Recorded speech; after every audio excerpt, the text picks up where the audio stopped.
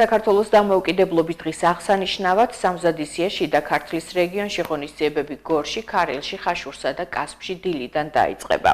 Უფრო კონკრეტულად კი გორში 26 მაისის საზეიმო ღონისძიებები საქართველოს იუსტიციის სამინისტროსა და გორის მუნიციპალიტეტის მერიის მხარდაჭერით გაიმართება.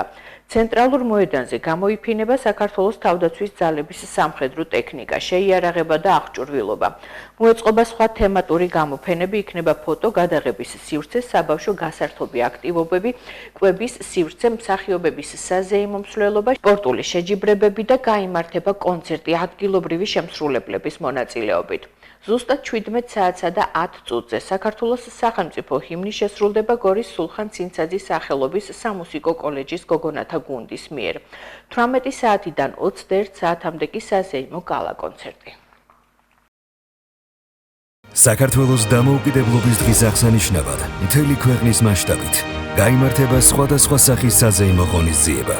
26 მაისს მთელი ქვეყანა ერთად და სიამაყით აღნიშნავთ საქართველოს დამოუკიდებლობას. 26 მაისი შემოგვიერთდით, ეს დღე ჩვენია.